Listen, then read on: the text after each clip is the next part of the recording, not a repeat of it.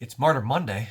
Today we hear the story of Saint Saturus, who died with Perpetua.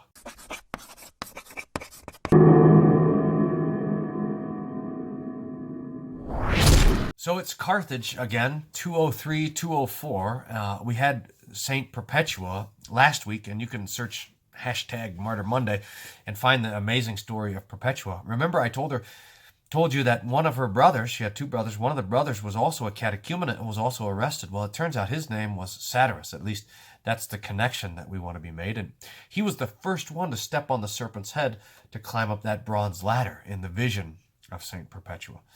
Saturus knew somehow that he would be killed by a single bite of the leopard. Now, his interaction with the soldier, the gladiator who's overseeing his death, is the thing that I want to focus on. But it seems like Saturus somehow had this inclination that he would die by a leopard bite, and they tried to kill him a couple times, but it didn't work. They first tried to kill him by a boar, by tying him to a wild boar, and the boar gored the gladiator who was trying to oversee his death, but it just dragged Saturnus a little bit, and he didn't even die. Secondly, they tied him to the bridge to where the bear would come and devour him, but the bear refused to go close to him. So he went back and he told the soldier, whose name we know here, I'm going to look it up here. He came and he told the soldier, Prudens, hey, I told you I'm going to die by the bite of a leopard. So the next day they go out and the leopard comes up and bites him. In fact, it says Saturus at another gate exhorted Prudens, the soldier, saying, so then indeed, as I trusted, as I foretold, I felt no assault of the beasts until now, and now believe with all your heart. Behold, I go out there and shall perish by one bite of the leopard. And immediately at the end of the whole spectacle, the leopard was released. With one bite of the leopard, he, Saturnus, was covered with so much blood that the people, in witness to his second baptism, noted that, I'll say something about that, cried out to him, returning, well washed, well washed. Now, the second baptism that they're talking about is the baptism of blood. And it has to do with what Jesus talked about when he said to the disciples who asked if they could sit on his right hand and on his left, James and John. He said, can you be baptized with the baptism with which I'm baptized?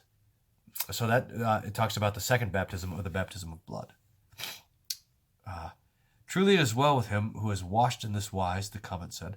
Then Saturnus said to Prudens the soldier, farewell, remember me, and remember the faith. And do not let these things trouble you, but rather let them strengthen you. And having said this, he took from Prudens' finger a little ring, and dipped it in his wound, and gave it back to him as an heirloom, as a pledge and memorial of his blood. And then, as the breath left him, he was cast down with the rest in the accustomed place for his throat to be cut. So dies the martyr Saturnus.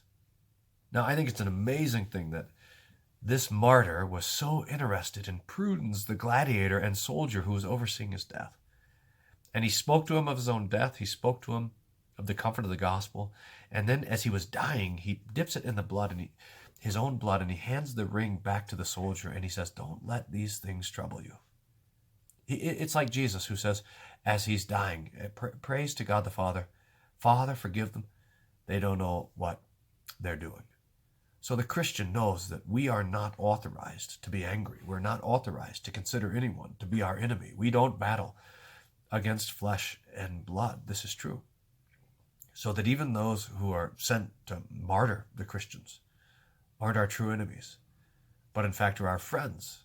They are those for whom Christ died, those for whom he shed his blood. They are sinners like us, who need, like us, the Lord's saving, the Lord's deliverance, and the Lord's kindness. So we remember on this Martyr Monday, Saturnus, brother of Perpetua, martyred in Carthage in the year 203. Our brother in Christ, who will meet in the resurrection. Saturnus reminds me that I can't remember I can't remember where this happened, but I was watching the news at some point, and it was one of these things where uh, they were interviewing the family. They had a child that had been murdered, and the trial for the murderer was over. He had been sentenced to 30 years or so. I don't remember all the details, but they were interviewing the family outside of the courtroom, and they asked the question to them, "How do you feel about the conviction?"